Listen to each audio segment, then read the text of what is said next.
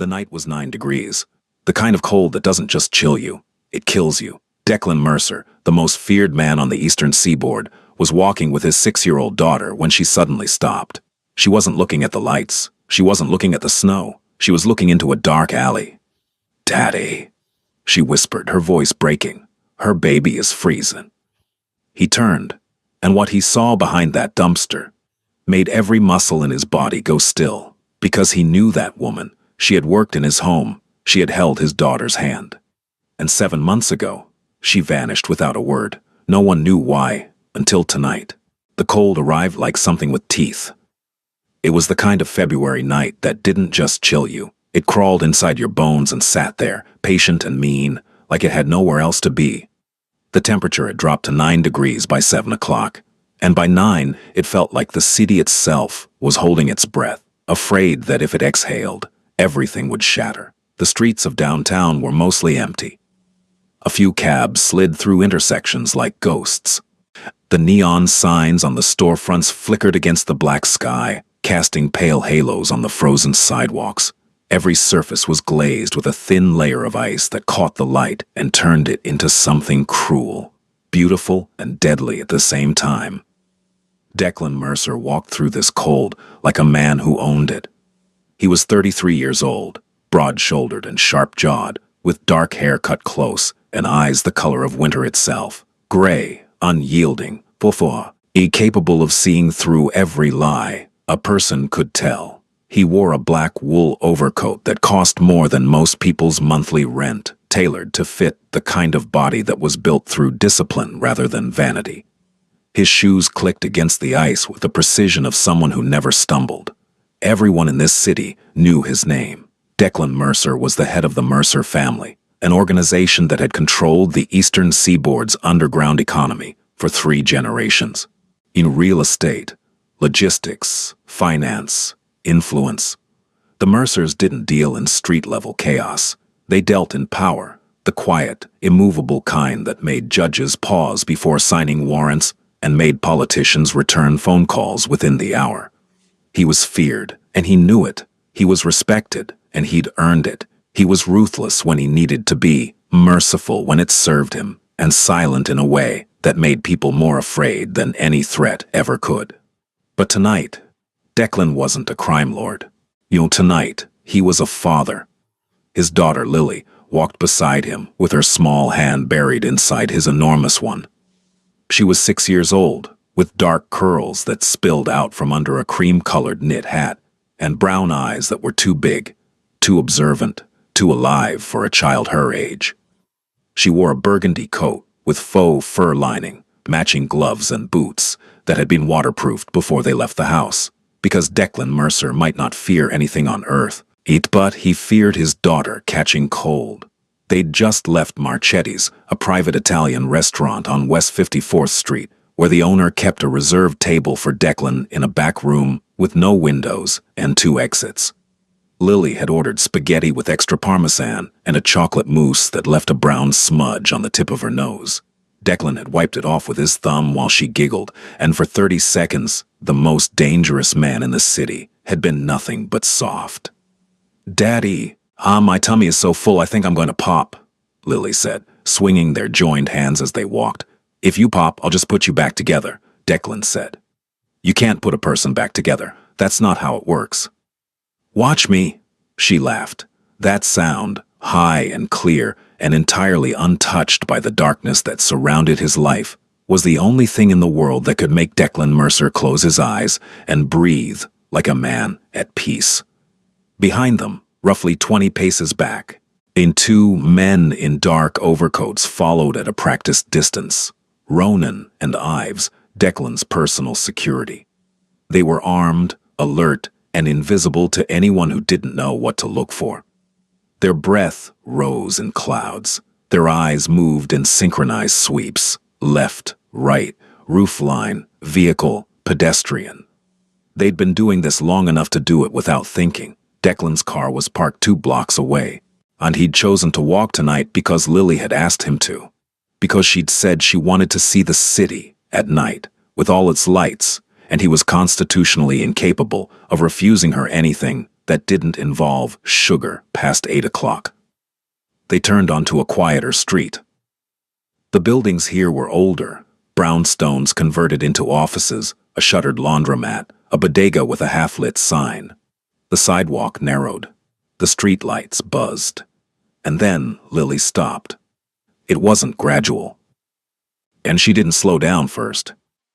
She simply stopped walking, mid-step, like someone had pressed pause on the world. Her hand tightened inside Declan's, not a squeeze, a grip. The kind of grip a child makes when something bypasses their brain and goes straight to their heart. "Lily," Declan said, already scanning. His body shifted. His weight dropped slightly. One hand moved toward his coat's inner pocket instinctively. But Lily wasn't looking at danger. She was looking into a narrow alley between two buildings, barely 6 feet wide, filled with shadow and the metal glint of a dumpster. A thin strip of light from the street cut diagonally across the ground, illuminating a pile of flattened cardboard boxes, a torn black garbage bag, and something else. Something human. Lily's lips parted. Her breath came out in a small white cloud that dissolved into nothing. "Daddy," she whispered. Her voice was so small, it almost broke before it reached him. Daddy. Her baby is freezing." Declan followed her gaze. There, behind the dumpster, curled into a space barely wide enough for a dog, was a woman. She was sitting on the ground with her back against the brick wall, her knees drawn to her chest, her arms wrapped around something pressed tight against her body. Her head was bowed, her hair, dark blonde, tangled, unwashed, hung over her face like a curtain. One of them had snapped and been retied in. One of them had snapped and been retied in a knot that was already coming undone again. In her arms, bundled inside a blanket so thin it could have been a bedsheet, was a baby. The baby was tiny, 3 months old, maybe 4. Its face was barely visible, just a sliver of skin between the edge of the blanket and the woman's chest. But even in that sliver, Declan could see it, the faint, rhythmic trembling that ran through the infant's body, not crying, not fussing, just shaking, quietly, persistently. The way something shakes when it has been cold for so long that it has forgotten what warmth feels like. The woman was shaking too, her fingers, red and raw, the nails broken, were curled around the blanket's edge, in holding it in place with a grip that spoke of desperation that had long since passed into numbness. She was asleep, or close to it. That dangerous kind of sleep that the cold brings, where the body starts shutting down one system at a time, quietly, efficiently, like a building turning off its lights floor by floor. Declan stared, and something in his chest moved. It wasn't a feeling he recognized immediately. It wasn't anger, which he knew the way a musician knows scales. It wasn't calculation, which was his native language.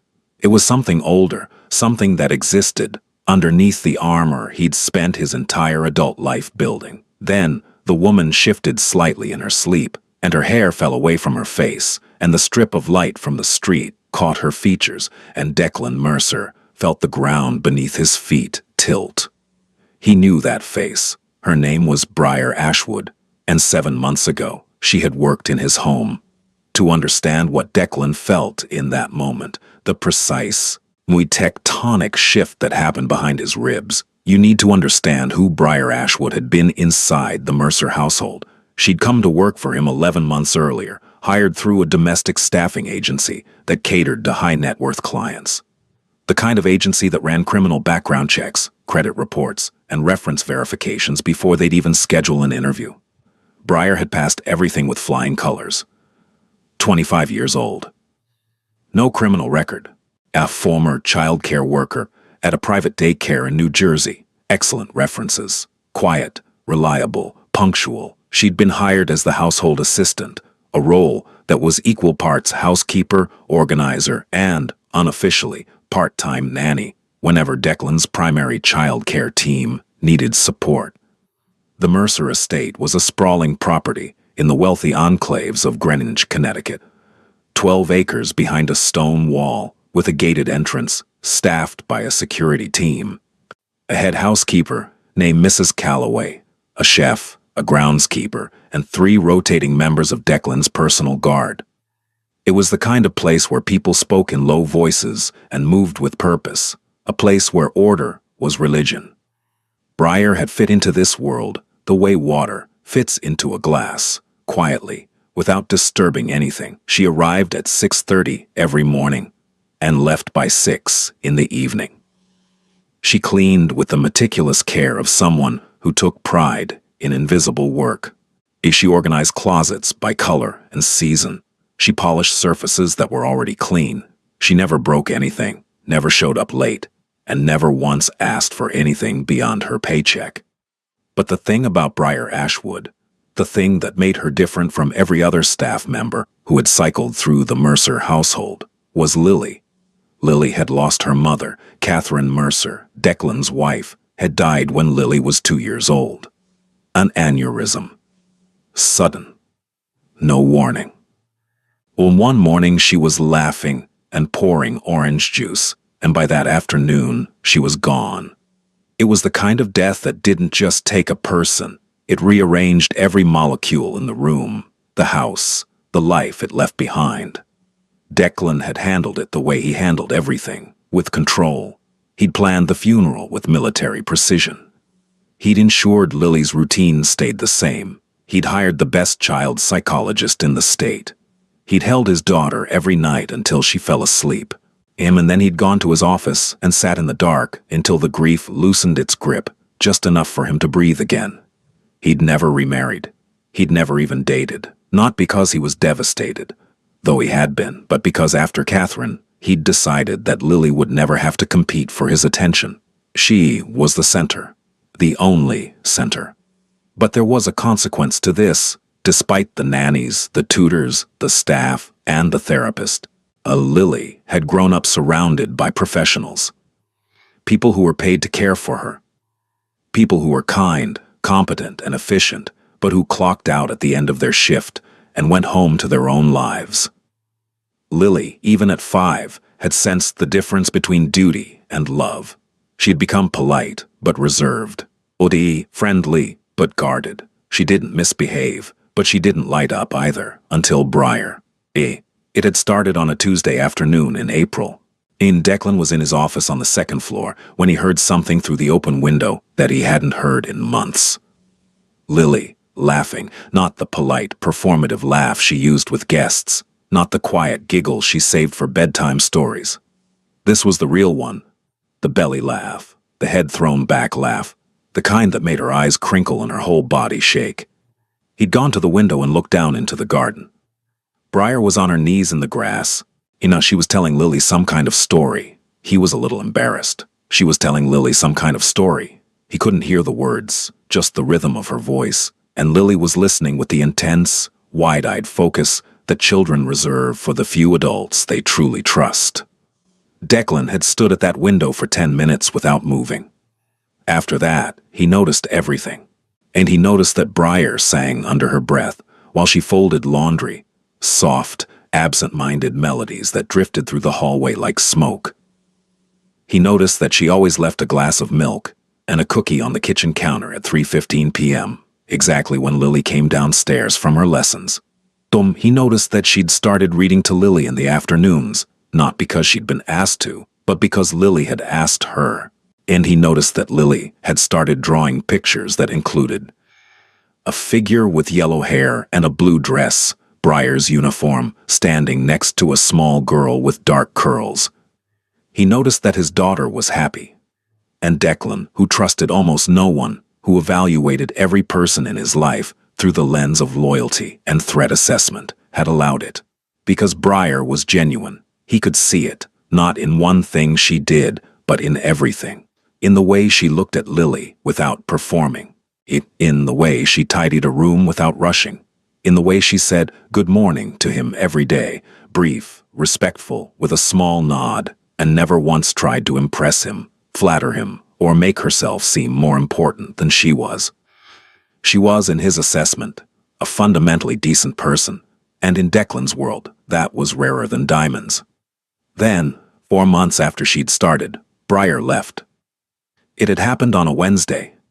She'd arrived at work that morning looking pale and distracted. Mrs. H. 47 p.m. She'd walked into Mrs. at 1:47 p.m. She'd walked into Mrs. Calloway's office and handed in her resignation, effective immediately. No 2 weeks' notice, no explanation, no forwarding address. Mrs. Calloway had been stunned. "Briar, is something wrong? Has something happened?" "No," Briar had said. Her voice was steady, but her hands were shaking. I need to go. I'm sorry. Please tell Lily I'm sorry." And she'd walked out. Declan had been in a meeting when it happened. By the time he found out, Briar was gone. Her locker was empty. Her phone number had been disconnected by the following day. The staffing agency said she'd terminated her contract and provided no reason. He'd been angry, not at the inconvenience. Staff could be replaced. He'd been angry because Lily had cried for 3 days, and she'd kept asking where Briar went. She'd kept looking for her in the garden, in the kitchen, in the hallway where Briar used to hum those quiet songs. "Where's Briar, Daddy?" Lily had asked on the first night. "Is she coming back?" "I don't know, sweetheart. Did she leave because of me?" That question had hit Declan like a bullet, because he'd seen the guilt in his daughter's eyes, the irrational, devastating belief that if someone you love leaves, it must be your fault. And he'd held her and told her that wasn't true, that Briar had her own life and her own reasons, that sometimes people go away and it has nothing to do with us. But privately he'd been furious. Not at Briar specifically, but at the fact that she'd gotten close enough to his daughter to leave a wound, and then she'd vanished without even trying to close it. He told himself to let it go. People come and go. That's what happens. Move on. And he had. Or he'd thought he had. Until tonight.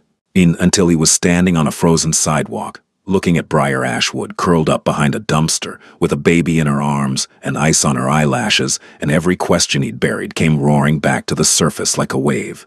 "Daddy." Lily tugged his hand. "Daddy, we have to help her." Declan didn't move immediately. His mind was doing what it always did, running calculations, threat, context, exposure. His daughter was standing on a public sidewalk at 9 o'clock at night. His security team was 20 paces behind him. There was a woman in an alley who might be sick, might be dangerous, might be carrying a stolen child, might be 100 things that his survival instincts told him to consider before his heart could override them. But then the baby made a sound. It wasn't a cry. It was smaller than a cry. It was a thin, reedy whimper.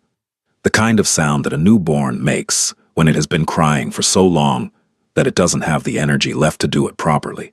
It was the sound of something tiny and helpless running out of reserves. And Lily's hand tightened around his so hard that he felt her fingernails through his leather gloves. "Please, Daddy." Declan looked down at his daughter. Her eyes were full, not quite crying, but right at the edge. That trembling, shimmering look that children get when they've encountered something they don't have the words for, something that feels too big and too wrong and too sad. He crouched beside her. He brought his face level with hers. "Stay right here," he said quietly. "With Ronan. Don't move." He gave a short hand signal behind him without turning around. Ronan was at Lily's side in 3 seconds. Ives moved to cover the mouth of the alley. Declan stood and walked into the alley alone. The cold was worse in here. The buildings on either side blocked whatever faint warmth the city generated, funneling the wind into a channel that cut straight through. The ground was slick with ice and something darker, runoff maybe, or spilled garbage. The smell was sharp, old food, wet concrete, the acrid tang of cold metal. He stopped 3 feet from her. Up close, she looked worse than she'd looked from the sidewalk. The hoodie she was wearing was damp, not from rain, but from the kind of persistent, seeping cold that draws moisture from the air and plants it in fabric. Her jeans were filthy, and her skin had a grayish pallor that Declan recognized, because he'd seen it before, on men who'd been left in cold storage rooms for too long. It was the color of a body redirecting blood from the surface to the core. The color of survival mode. Her lips were slightly blue. The baby was pressed against her chest, held in place by arms that were locked so tight they looked almost rigid. The blanket around the infant was a pale yellow, Thin cotton, the kind you'd use in summer. And it was hopelessly inadequate for this temperature. Through the fabric, Declan could see the baby's tiny body trembling in a constant, involuntary rhythm. He crouched down. "Briar." His voice was low, controlled. The same voice he used in negotiations, calm enough to reach someone without startling them. She didn't respond. "Briar Ashwood." Her eyelids fluttered. A small crease appeared between her brows, like the sound of her name had traveled a long way to reach her and arrived battered. And then her eyes opened. They were green. He'd forgotten that. A pale, clear green like shallow water over sand. But now they were bloodshot and glassy, and it took them several seconds to focus. They moved slowly, tracking from the ground to his shoes, to his knees, to his face, and when they finally locked onto his, something happened in them that Declan had never seen in another human being. It was recognition, and then, immediately, terror. Not the terror of someone seeing a dangerous man. I mean the terror of someone who has been caught at their lowest, the raw, animal horror of being seen in a state of complete vulnerability by the one person they'd spent months pretending didn't exist. "No," she breathed. The word came out cracked, barely audible. "No, no, no, no." She tried to move, tried to push herself deeper into the wall, like she could phase through brick if she just pressed hard enough. Her arms tightened around the baby. Her breathing went shallow and fast, the beginning of a panic response that her exhausted body could barely sustain. "Mr. Mercer, please, Stop," Declan said. Not harsh, firm, the kind of word that catches a person mid-spiral and gives them something solid to hold. "Stop, breathe." She stared at him, her chest heaved. Tears were running down her face, not the dramatic kind, but the quiet, exhausted kind that happen when a person has nothing left to hold them back. "I'm sorry," she whispered. I'm so sorry. I didn't know you'd be Briar." He said her name again, and this time it came out different, softer, not a command, but an anchor. "Your baby is freezing. We need to move. Can you stand?" She looked down at the bundle in her arms, as though she'd temporarily forgotten it was there. And then her face crumbled. "I can't feel my hands," she said. "I can't. I don't know if I can hold him. My fingers aren't—" Declan didn't hesitate. He removed his overcoat, $5,000 of Italian wool, and wrapped it around her shoulders and the baby in one motion. The coat swallowed her. She almost disappeared inside it.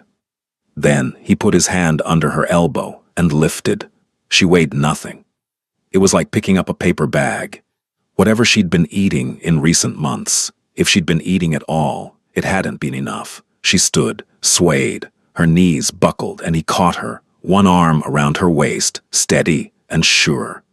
I've got you," he said. "Walk." They emerged from the alley into the streetlight, and Lily was there waiting, her face a mask of 6-year-old intensity, that look children get when they're trying so hard to be brave, that their bravery becomes its own kind of heartbreak. Lily looked at Briar, at the baby, at her father supporting a woman who could barely stand. And then, very quietly, Lily did something that would define the rest of this story. She stepped forward, reached up, and placed her small hand on the baby's blanket. She didn't pat it. She didn't squeeze. She just let her hand rest there, gently, like she was telling the baby, "I'm here. You're not alone anymore." "Hi," she whispered to the baby. "It's okay, my daddy's going to fix everything. He always does." Briar's eyes met Declan's over the top of Lily's head. In that look was everything she couldn't say, the shame, the gratitude, the fear, the exhaustion, and the desperate hope that this wasn't a dream brought on by hypothermia. Declan held her gaze for exactly 1 second. Then he turned to Ives and spoke in the tone that moved empires. "Bring the car around." Now.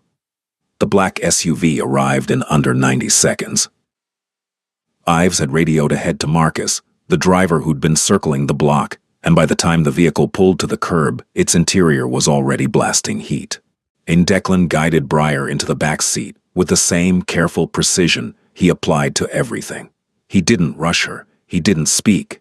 He simply kept his hand on her arm, firm enough to steady her, light enough to let go if she flinched, and helped her settle into the leather seat. The moment the heated air hit her, Briar's body reacted. She started shaking harder. Well, not less, harder. That was the paradox of rewarming. When the cold finally begins to release its grip, the body rebels. Muscles that have been locked in survival mode start to spasm. Blood that has been hoarded by the core rushes outward, and the nerve endings scream. Her teeth chattered so violently that the sound filled the entire vehicle. Lily climbed in beside her without being told. She sat close, not touching, but close enough that Briar could feel her there. She didn't ask questions. She didn't chatter. She just sat, watchful and still, her eyes moving between Briar's face and the baby's blanket. Declan got in on the other side.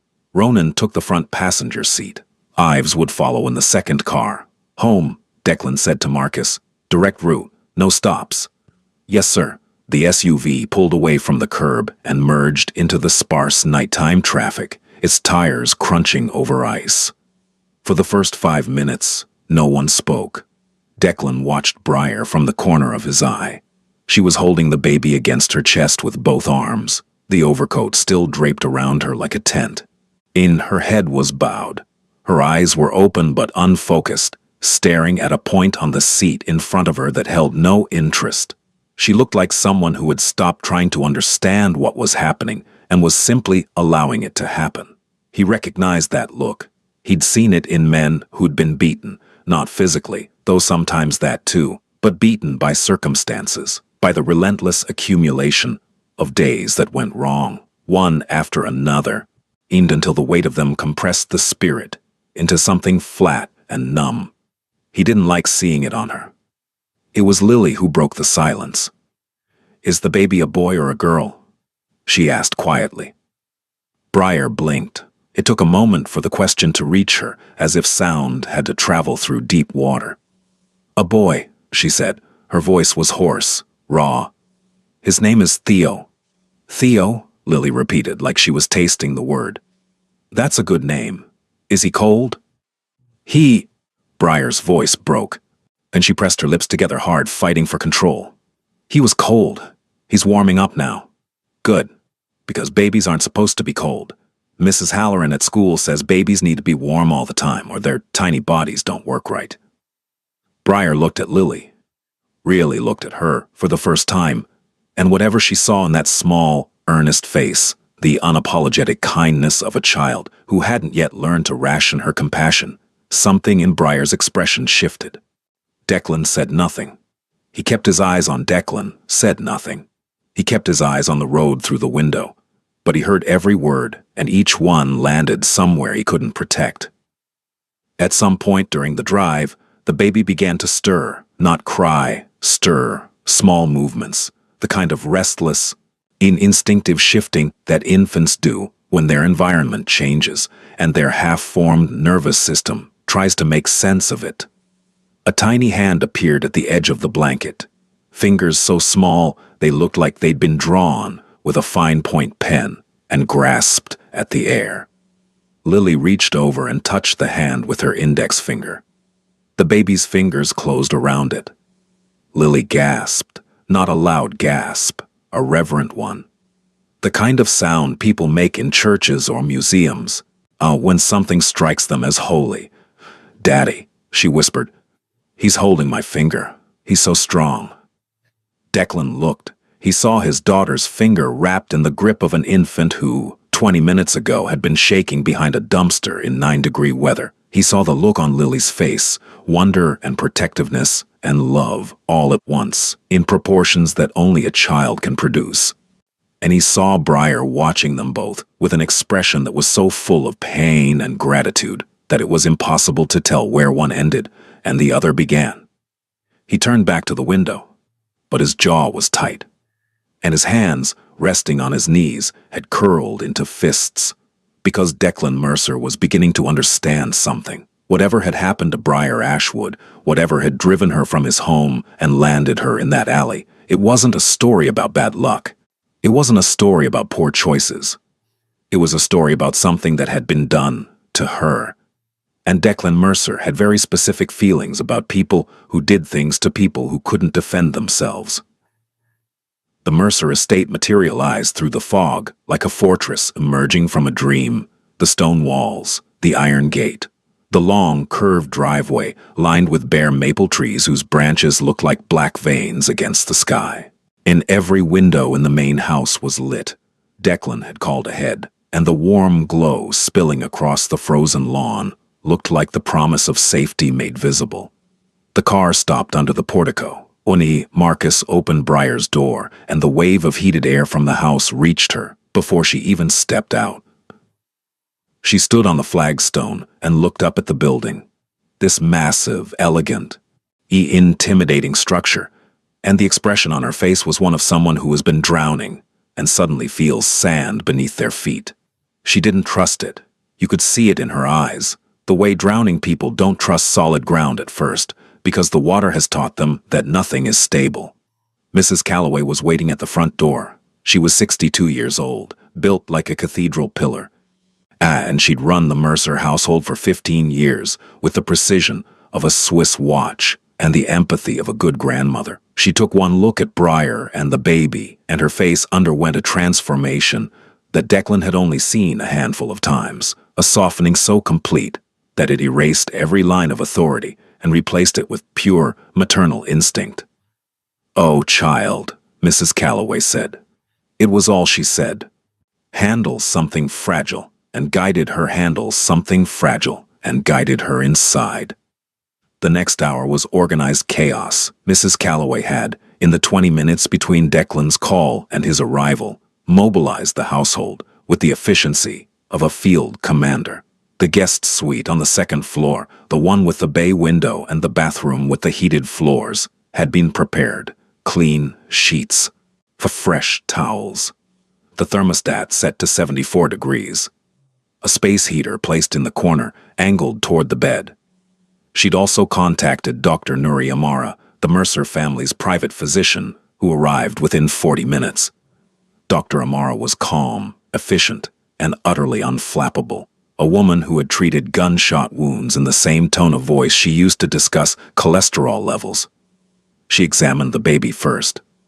Theo was underweight, mildly dehydrated, and showing early signs of hypothermia, core temperature 2 degrees below normal, but responsive. His reflexes were intact. His lungs were clear. He was, against all odds, essentially healthy. "He's resilient," Dr. Amara said, swaddling him in a warm blanket with practiced hands. But another hour in that cold, and we'd be having a very different conversation. That sentence hit the room like a stone dropped in still water. Briar, sitting on the edge of the bed where Mrs. Calloway had placed her. I pressed them together as if in prayer. Doctor pressed them together as if in prayer. Doctor pressed them together as if in prayer. Doctor pressed them together as if in prayer. Doctor pressed them together as if in prayer. Doctor pressed them together as if in prayer. Doctor pressed them together as if in prayer. Doctor pressed them together as if in prayer. Doctor pressed them together as if in prayer. Doctor pressed them together as if in prayer. Doctor pressed them together as if in prayer. Doctor pressed them together as if in prayer. Doctor pressed them together as if in prayer. Doctor pressed them together as if in prayer. Doctor pressed them together as if in prayer. Doctor pressed them together as if in prayer. Doctor pressed them together as if in prayer. Doctor pressed them together as if in prayer. Doctor pressed them together as if in prayer. Doctor pressed them together as if in prayer. Doctor pressed them together as if in prayer. Doctor pressed them together as if in prayer. Doctor pressed them together as if in prayer. Doctor pressed them together as if in prayer. Doctor pressed them together as if in prayer. Doctor pressed them together as if in prayer. Doctor pressed them together as if in prayer. Doctor pressed them together as if in prayer. Doctor pressed them together as if in prayer. Doctor pressed them together as if in prayer. Doctor pressed them together as if in prayer. Doctor pressed them together as if in prayer. Doctor pressed them together as if in prayer. Doctor pressed them together as if in prayer. Doctor pressed them together as if in prayer. Doctor pressed them together as if in prayer. Doctor pressed them together as if in prayer. Doctor pressed them together as if in prayer. Doctor pressed them together as if in prayer. Doctor pressed them together as if in prayer. Doctor pressed them together as if in prayer. Doctor pressed them together as if in prayer. Doctor pressed them together as if in prayer. Doctor pressed them together as if in prayer. Doctor pressed them together as if in prayer. Doctor pressed them together as if in prayer. Doctor pressed them together as if in prayer. Doctor pressed them together as if in prayer. Doctor pressed them together as if in prayer. Doctor pressed them together as if in prayer. Doctor pressed them together as if in prayer. Doctor pressed them together as if in prayer. Doctor pressed them together as if in prayer. Doctor pressed them together as if in prayer. Doctor pressed them together as if in prayer. Doctor pressed them together as if in prayer. Doctor pressed them together as if in prayer. Doctor pressed them together as if in prayer. Doctor pressed them together as if in prayer. Doctor pressed them together as if in prayer. Doctor pressed them together as if in prayer. Doctor pressed them together as if in prayer. Doctor pressed them together as if in prayer. Doctor pressed them together as if in prayer. Doctor pressed them together as if in prayer.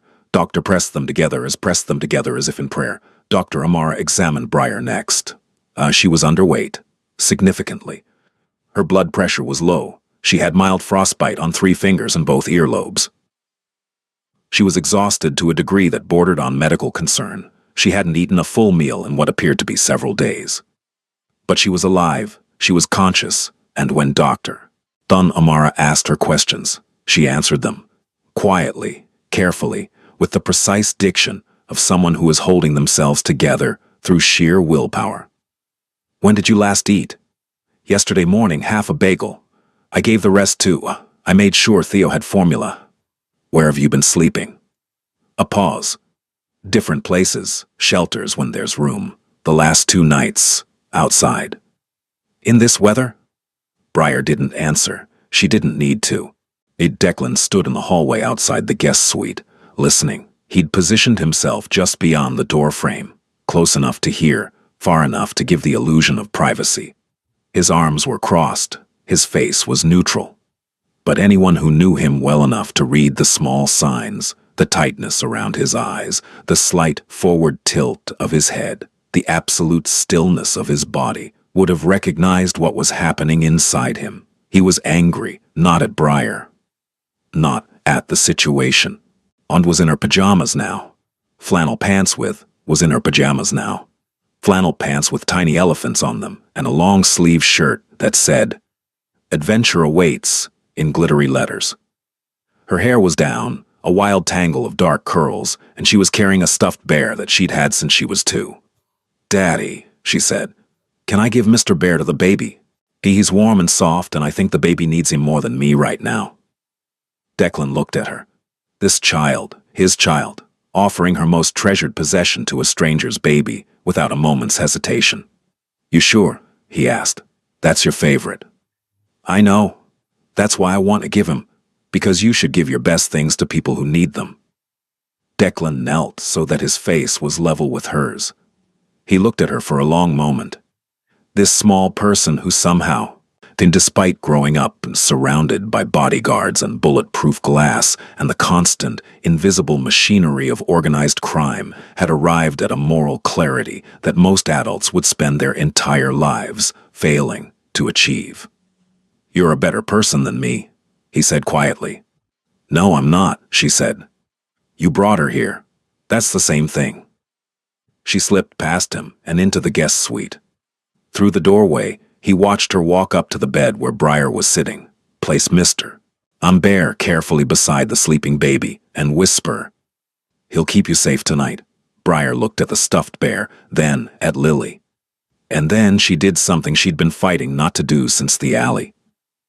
She broke, not dramatically, not loudly. She simply lowered her head and let the tears fall, heavy, silent, it's uncontrollable, while her shoulders shook and her hands gripped the edge of the mattress, and everything she'd been carrying alone for months came crashing down in the safety of a room that was warm and clean and watched over by a 6-year-old girl with a heart bigger than the house she lived in. Lily didn't flinch. She climbed onto the bed, sat beside Briar, and leaned her head against the woman's arm. "It's okay," she said. "You're safe now." In the hallway, Declan closed his eyes. And then he pulled out his phone and made 3 calls. She didn't tell him everything that night. She couldn't. The story was too large and she was too depleted. And there are some truths that can only be spoken in fragments, handed over one piece at a time, like a confession that the body releases only when it's certain the listener can bear the weight. But over the next 2 days, the picture emerged. His name was Craig Devlin. Briar had married him when she was 22, and they'd met through mutual friends at a barbecue in Hoboken. He was 28, charming, attentive, and funny, in the way that made everyone in the room want to stand closer to him. He was a project manager at a construction firm. He drove a pickup truck that he kept spotless. He opened doors for her. He brought flowers on Tuesdays because, he said, everyone brings flowers on weekends and that's not special. For 6 months, he was the best thing that had ever happened to her. And then, quietly, gradually in increments so small they were almost imperceptible, he became the worst. It started with opinions. He had opinions about everything: her clothes, her friends, her schedule, her phone usage. At first, the opinions sounded like concern. "You're really going to wear that? It's kind of revealing. That friend of yours, Megan, she's not a good influence. Why do you need your phone at dinner? I'm right here." Then the opinions became rules. No going out without telling him where. No talking to male co-workers outside of work. No visiting her mother without his approval. He monitored her texts. He tracked her location through an app he'd installed on her phone and told her was for safety. He controlled the finances. Every dollar she earned went into a joint account that only he had a debit card for. Then the rules became punishments. The first time he hit her was 9 months into the marriage. She'd come home 20 minutes late from the grocery store because of traffic. When he'd been standing in the kitchen when she walked in, and without a word, he'd backhanded her across the face with enough force to split her lower lip. Then he'd apologized. He'd cried. He'd held her. He'd said it would never happen again. It happened again. Over the next year, Craig Devlin dismantled Briar's life with the systematic precision of someone tearing down a building.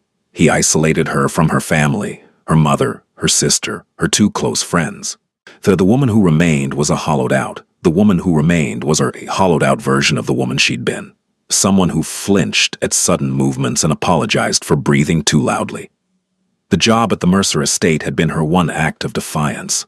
She'd applied through the agency in secret, during one of the rare hours when Craig was at work and she had access to a computer.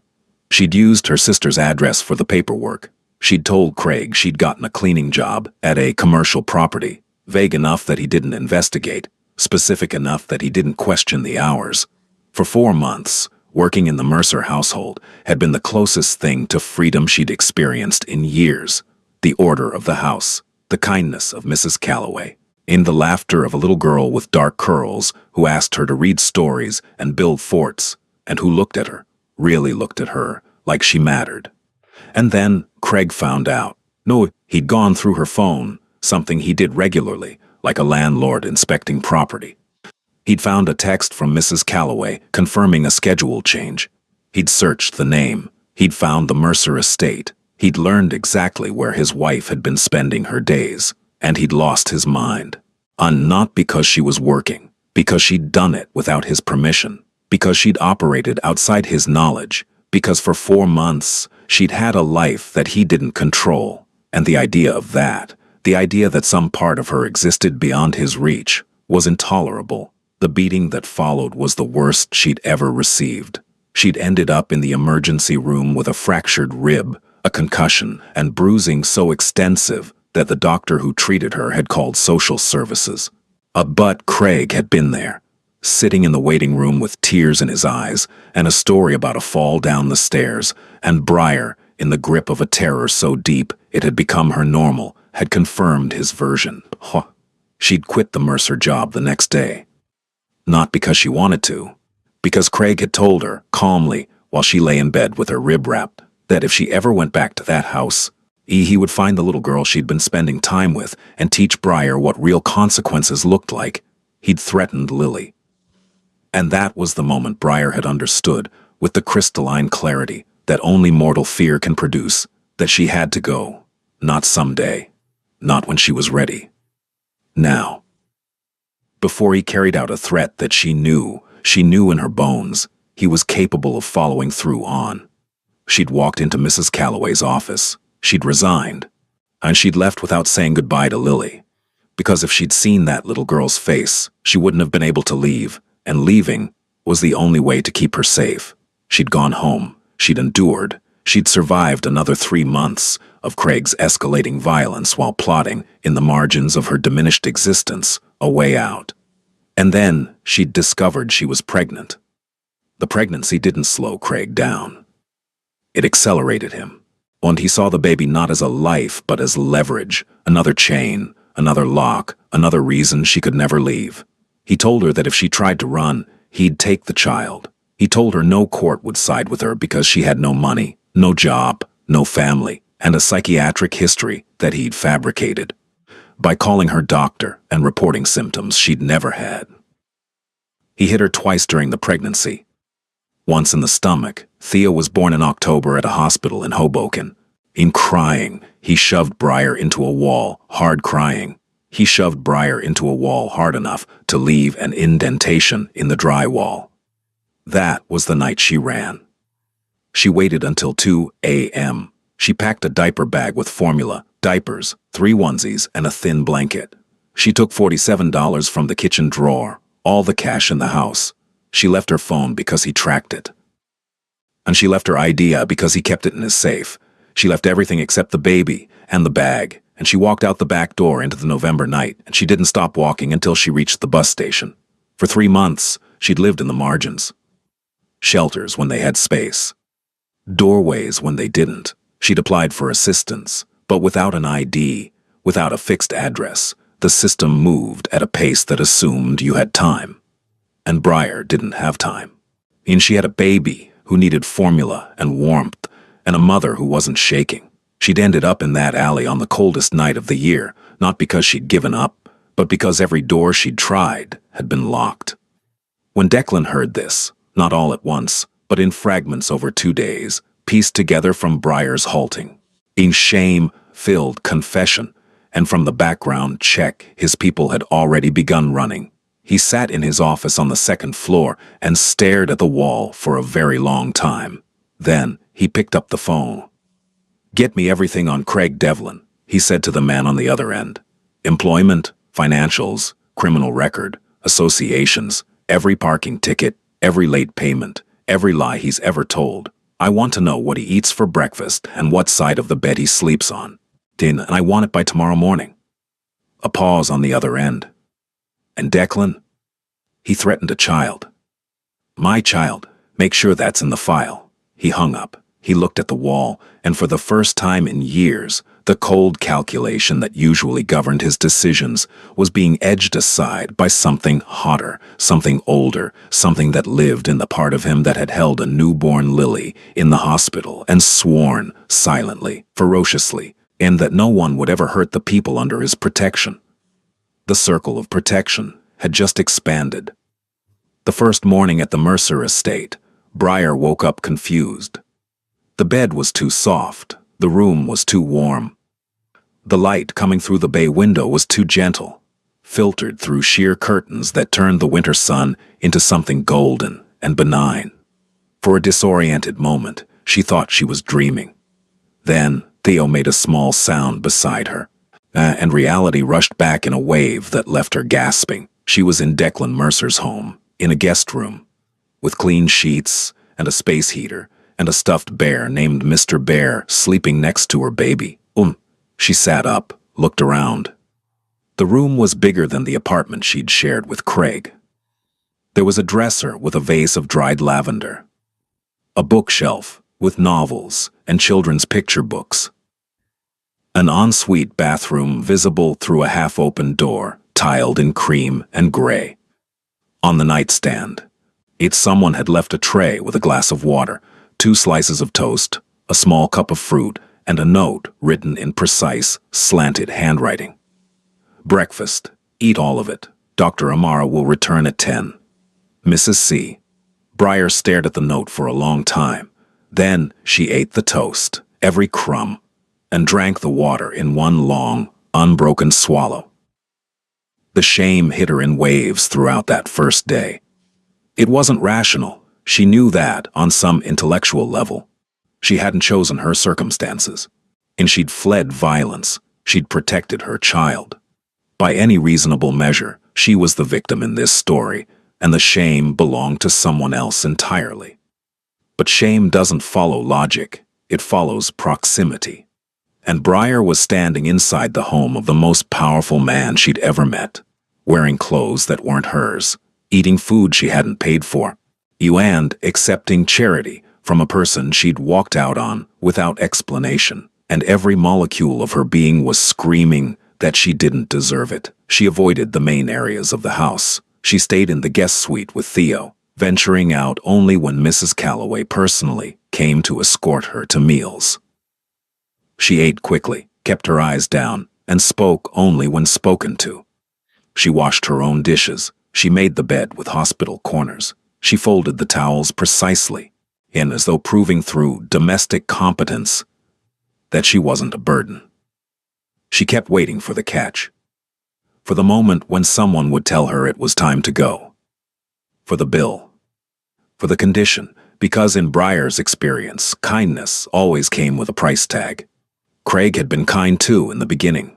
He'd been generous and attentive and warm, and every act of kindness had been a brick in the wall he was building around her. She'd learned through pain, to distrust generosity the way most people distrust darkness.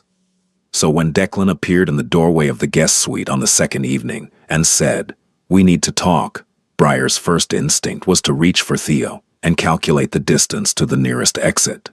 He sat in the chair by the window. She sat on the edge of the bed. The distance between them was 10 feet, but it felt like a canyon. The gap between his world and hers, his power and her powerlessness, his composure and her terror. And I'm not going to ask you to explain yourself," Declan said. "You don't owe me an explanation. You don't owe me anything." Briar blinked. That wasn't what she'd been expecting. "But I need to ask you one question, and I need you to answer it honestly. Can you do that?"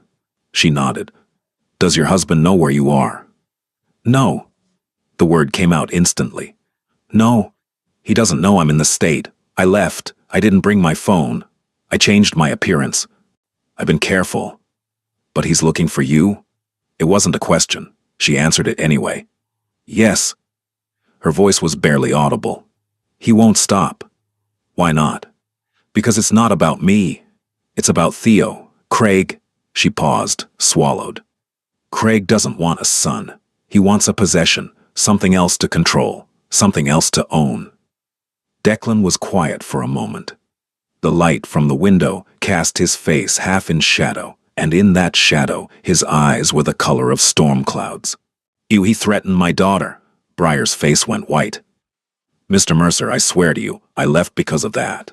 The moment he said it, I knew I had to go. I would never, ever let anything happen to Lily. That's why I quit without warning. That's why I didn't say goodbye. I was trying to protect." "I know." 2 words, spoken without accusation, without warmth, without anything except understanding. "I know why you left. I know what you were trying to do. And this is resolved. Not as a guest. Not as a guest this is resolved. Not as a guest. Not as a charity case. As someone under my protection. That means my security team, my legal team, my resources. Do you understand?" "Mr. Mercer, I can't. This isn't a request." The words were hard, but his voice wasn't. There was something underneath the authority, something that sounded almost like asking. A good thing in your life to keep a good thing in your life, to keep a 6-year-old girl you didn't have to care about out of harm's way. You don't get to pay for that by freezing to death in an alley. Briar stared at him. Her eyes were full, her hands were shaking. "Why?" she whispered. "Why would you do this?" Declan held her gaze for a long moment, and when he answered, his voice was the quietest she'd ever heard it. "Because my daughter sees who people really are, and she sees you." He stood, walked to the door, stopped. "One more thing. You were the best person who ever worked in this house. Mrs. Calloway said so. Lily said so. I could see it myself. Whatever your husband made you believe about your worth, he was wrong about everything. He left." Briar sat in the silence of the guest room, holding her sleeping baby. Oh, and for the first time in longer than she could remember, the shame didn't win. The file on Craig Devlin arrived the next morning. It was 47 pages long, compiled by an intelligence firm that Declan kept on retainer for situations exactly like this. Situations that required information to become ammunition. Declan read it alone in his office, a cup of black coffee growing cold beside him. Craig Devlin, age 31, born in Bergen County, New Jersey, on project manager at Caldwell Construction, a mid-tier firm with state contracts and a history of safety violations that had been mysteriously dismissed. Craig had 2 prior complaints of domestic disturbance on file, both withdrawn before charges were filed. He had a DUI from 2019 that had been pled down to a traffic violation. He had a gambling habit that had put him $40,000 in debt to a sports book in Atlantic City. He had a temper that 3 former co-workers had mentioned, off the record, as intense and unpredictable. He also had a record of searching Breyer's name on social media daily. He'd filed a missing persons report 2 days after she left, and when the police hadn't moved fast enough for his liking, he'd hired a private investigator. The PI was still active. Declan closed the file. He sat still for a long time, his eyes fixed on the window, where the winter sun was painting weak stripes across the frost-covered lawn. And then he picked up his phone and called Victor Crane. Victor Crane was the Mercer family's attorney, not the corporate attorney who handled the legitimate business interests. The other one. The one who operated in the gray areas where law and power overlapped. He was 58 years old, bald, wore glasses with thin gold frames, and had a reputation in certain circles as the man who could make any legal problem disappear, not through corruption, but through a mastery of the system so complete that he could use its own rules against anyone who challenged his clients. Victor, I need a restraining order. Emergency protective order. Filed today. For whom? Breyer Ashwood, against her husband Craig Devlin. I'm sending you the file now. There's documented domestic violence, threats against a minor, my minor, and evidence of ongoing stalking behavior. She's at the estate. She's under my roof, and she's staying there. A brief silence. Declan, if this man has hired a PI, it's a matter of time before he traces her to your property. The moment that happens, we're in a custody dispute with a man who will claim parental rights. That's why I want the protective order first. Then a full petition for sole custody on her behalf. Then a civil suit for domestic violence. Then, and this is important, Victor, I want every safety violation at Caldwell Construction reviewed by OSHA. I want his gambling debts flagged for his employer. And I want the 2 prior domestic disturbance complaints reopened. Another silence. Longer this time. You're going to dismantle his life. No, I'm going to expose his life. There's a difference. Everything I'm asking you to do is legal, documented, and verifiable. I'm not fabricating anything. I'm simply making sure that everything he's done catches up with him, simultaneously. Understood. I'll have the emergency order filed by end of day. Good. And Victor, if this one matters. They all matter, Declan. This one matters to my daughter. That was enough. Victor Crane began working within the hour. 3 days later, the shadow arrived. It was a Wednesday evening, just after 6. Breyer was in the guest suite, feeding Theo. Lily was downstairs working on a drawing at the kitchen table.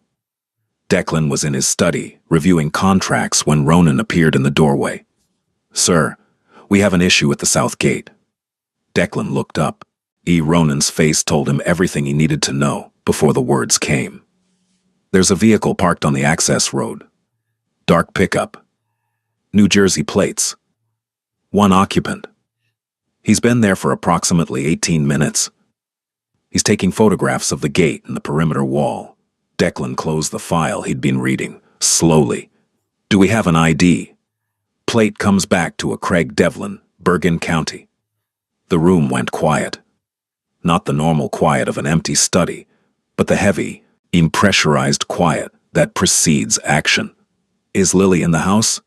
Kitchen. Mrs. Calloway is with her. Breyer. Guest suite, 2nd floor. Lock down the property. Full protocol. Nobody in or out without my authorization. Declan stood. Don't engage the vehicle. Don't approach. I want eyes on him at all times. If he exits the vehicle, I want to know immediately. If he approaches the gate, I want to know before his hand touches the buzzer. Understood. And Ronan? On record. Ronan nodded and vanished on record. Ronan nodded and vanished. Declan stood at his window and looked out toward the south gate. He couldn't see the truck from this angle. It was a quarter-mile away, beyond the tree line, but he didn't need to. He could feel it, the way a man who has spent his life navigating predators can feel another predator circling. He did not go to the gate. And he did not confront Craig Devlin.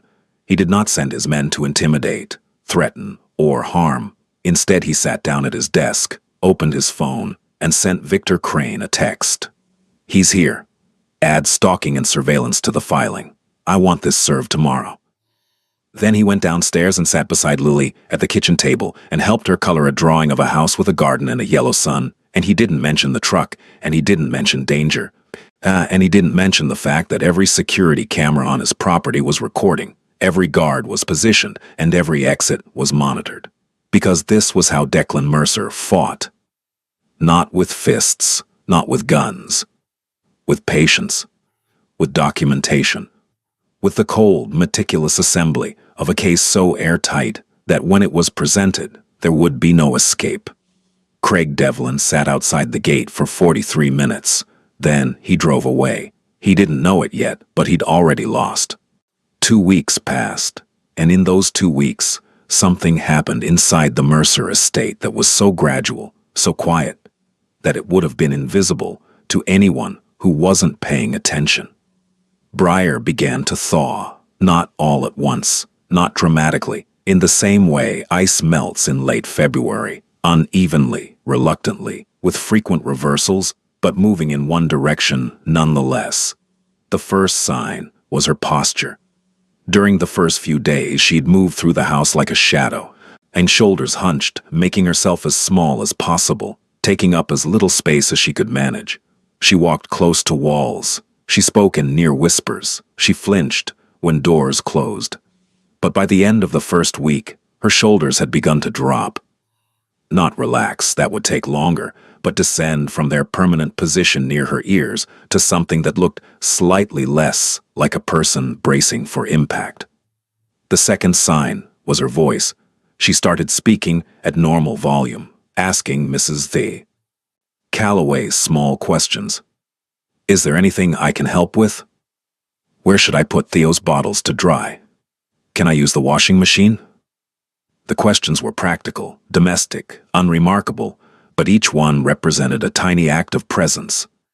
A claim, however small, to space. The third sign was Lily. Lily had appointed herself Theo's unofficial guardian, caretaker, and entertainment committee. Every morning she arrived at the guest suite with the solemnity of a nurse beginning rounds, and she checked on Theo. She reported her findings to anyone who would listen. He smiled today. I think he's trying to grab things. She sat beside him on the bed and read to. She sat beside him on the bed and read to him in the same careful, expressive voice that Briar had once used to read to her. Briar watched this with an expression that shifted between gratitude and grief. In gratitude because Lily's kindness was so genuine it was impossible not to be moved by it. Grief because it reminded her of what she'd lost, those months of reading stories and building forts, the simple privilege of being part of a child's world. But over the days, the grief receded, and what remained was something warmer. Briar began to participate. She sat with Lily during reading time. She showed her how to support Theo's head. And she let Lily help with feedings, holding the bottle with focused concentration, whispering encouragements to a baby who had no idea what she was saying, but seemed to respond to the sound of her voice nonetheless. Briar? Lily asked one afternoon. Yes, sweetheart. Why did you leave before? The question hung in the air like a held breath. Briar looked at Lily, at those brown eyes that saw everything and forgave everything and felt the shame rise again. But this time she didn't let it win. Oni, I left to keep you safe, she said. Someone was being very mean to me, and I was afraid that if I stayed, they might be mean to you too. So I left. even though it broke my heart. Did it really break your heart? Completely. Lily thought about this for a moment. Then she said, with the devastating simplicity of a child, "Well, you're back now, so your heart can start fixing." Briar smiled. It was the first real smile she'd produced in months. It was small, fragile, and unsteady, but it was real. And it transformed her face in a way that made her look, for just a moment, like the woman she'd been before Craig Devlin had methodically erased her. There was a moment, during the second week, that no one witnessed, except Declan. It was late evening. The house was quiet. He'd been on his way to his office when he passed the open door of the guest suite and heard a sound that stopped him. Humming. Briar was sitting in the rocking chair by the window. Theo cradled in her arms and she was humming. Softly, barely audibly, a melody he didn't recognize. Something slow and gentle. The kind of song that's been passed down through so many generations that no one remembers who wrote it. The baby was asleep, actually asleep. Not the fitful, trembling sleep of the alley, but the deep, boneless, total sleep of an infant who is warm, fed, and held by someone who loves him. His face was smooth. His breathing was even. Declan stood in the hallway and watched. Declan stood in the hallway and watched this scene, this unremarkable, extraordinary scene of a mother rocking her child to sleep in a warm room, and something in his chest that had been coiled tight for days finally released. He didn't enter the room. He didn't say anything. He just watched for a moment, then moved on down the hallway, in his footsteps silent on the hardwood. But he carried that image with him for a long time afterward. The baby who stopped shaking. The mother who started humming. The quiet, radical miracle of safety. The legal machinery Declan had set in motion arrived at Craig Devlin's door on a Tuesday morning at 7:15 a.m., just as he was leaving for work. The emergency protective order was served first. It barred him from coming within 500 feet of Briar, Theo, or any of their known locations. It referenced documented domestic violence, threats against a minor, and recent surveillance activity at a private residence. 2 hours later, a family court petition for sole custody was filed on Briar's behalf.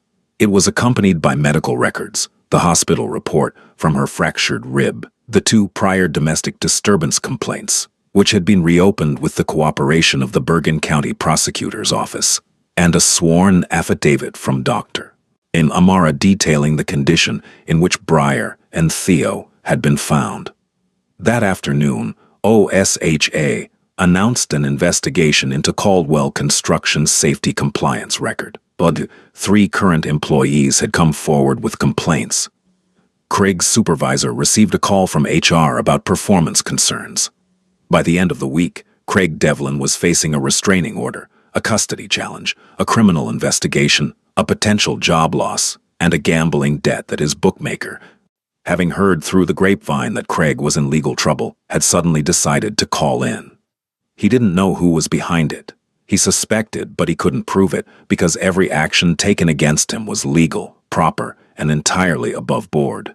There was no intimidation, no threats, no shadowy figures delivering warnings, just the relentless, methodical application of systems and processes that Craig had spent years gaming, now turned with surgical precision against him.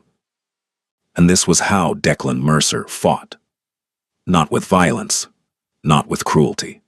With the devastating efficiency of a man who understood that the most powerful weapon in the world was not a gun. It was information applied correctly at the right time through the right channels. Craig made one attempt to fight back. He hired a lawyer, a cheap one, because good lawyers were expensive and his finances were now under scrutiny. The lawyer advised him to file a counter-petition for custody, arguing parental rights and the absence of criminal conviction. Victor Crane dismantled the petition in a single hearing. He presented the medical evidence. He presented the police reports. He presented Craig's financial records, including the gambling debt and the evidence that he'd controlled Briar's access to their joint account. He presented text messages recovered from Briar's old phone, which the investigation team had obtained through legal channels, showing a pattern of threats, control, and escalating abuse. The judge listened. The judge looked at Craig Devlin, who sat in his rumpled suit with his cheap lawyer and his barely contained rage. The judge looked at the evidence. The ruling was delivered within the week. Sole custody to Breyer. Supervised visitation only, pending completion of a court-mandated anger management program and a psychological evaluation. The restraining order was extended to 2 years. Craig Devlin walked out of the courthouse and stood on the steps for a long time, looking at nothing. He drove back to an empty apartment. His job was on thin ice. His debts were closing in. The walls he'd built around another person had collapsed, and now the rubble was falling on him. No one from the Mercer organization contacted him. No one threatened him. No one needed to. The system, when properly activated, did its own work. Spring came to the Mercer estate the way it comes to places that have earned it, slowly, almost shyly, as though the warmth was checking to make sure it was welcome before committing. The maple trees along the driveway pushed out their first green buds. The lawn, which had been a gray-brown sheet of dormant grass, began to show streaks of color. Mrs. Calloway opened the windows in the kitchen for the first time in months, and the breeze that came through smelled like thawed earth and possibility. Breyer was still at the estate, but she wasn't the same person who'd arrived in February. The physical changes were obvious. She'd gained weight, not a lot, but enough that her face no longer looked like something stretched over bone. Her hair, which had been lank and unwashed, was clean and fell to her shoulders in soft waves.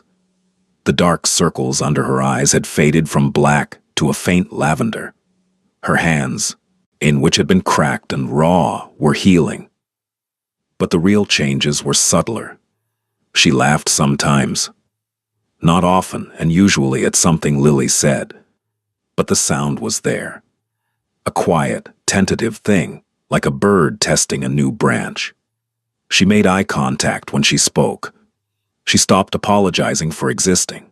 She started sentences with, "I think," and "I want," instead of, "I'm sorry, but," and "if it's not too much trouble." She started helping Mrs. Calloway in the kitchen, not as a duty, but as something she enjoyed. She was a good cook, it turned out. Better than good. She had an instinct for flavor that Mrs. Calloway, who had been feeding the Mercer family for 15 years, openly admired. They developed a routine. Breyer would try a new recipe. Mrs. Calloway would taste it, make one suggestion, and nod approvingly, and Lily would be the final judge, delivering verdicts with the solemnity of a food critic and the enthusiasm of a 6-year-old. "Oh, this is the best soup in the whole world," Lily declared one evening, holding up her spoon. "And I have eaten soup in 4 states, so I know." Declan, sitting at the head of the table, looked at Breyer over the rim of his glass and saw her smile. Really smile. The kind that reaches the eyes, and he felt something shift in the room that had nothing to do with temperature. Theo was thriving, at 5 months old. He was hitting every developmental milestone with the cheerful determination of someone making up for lost time. He smiled at everyone. He grabbed at everything. He'd discovered his own feet and treated them with the fascination of an explorer encountering a new continent. He slept through the night most nights, and on the nights he didn't, his cries were strong and healthy, not the thin, exhausted whimpers of the alley, but the full-throated demands of a baby who knew, with absolute certainty, that someone would come. Someone always came. Usually Breyer. Sometimes Mrs. Calloway. Once, on a night when Breyer was sleeping deeply for the first time in months, Declan himself. He'd been passing the guest suite when he heard Theo fussing. He'd glanced in and seen Breyer asleep, deeply, completely, the kind of sleep that the body takes by force when it has been deprived for too long. He'd hesitated for 1 second. Then he'd walked in, picked up the baby, and held him. Theo had looked up at him with those wide, unfocused infant eyes, and Declan had looked down at this tiny person who weighed less than a bag of flour and who, through no fault of his own, had been born into chaos and cold and fear. "Hey kid," Declan had said quietly. "You're going to be fine, I promise." Theo had blinked. Then he'd grabbed Declan's thumb with both hands, and his face had crumpled into the concentrated, red-faced expression that precedes a burp. And he'd burped with a force that seemed impossible for someone his size, and then he'd fallen asleep. Declan had stood there for 10 minutes, holding a sleeping baby in the dark, and had thought about power, about what it meant, about what it was for, about who it should protect. 6 months later. The apartment was in a brownstone in Stamford, Connecticut. A one-bedroom with hardwood floors, tall windows, and a small kitchen that Briar had already filled with herbs and spices. For one, Victor Crane's office had connected her with a non-profit that specialized in placing survivors of domestic violence in stable employment. She'd started as an administrative assistant at a small family services organization, and within 3 months, she'd been promoted to intake coordinator.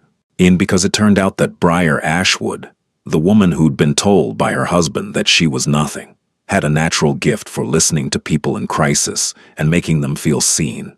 She was good at her job. She was good at it because she understood, in a way that no textbook could teach, what it felt like to be afraid, to be trapped, to sit across from someone and wonder if they were going to help you or hurt you. Theo was 9 months old now.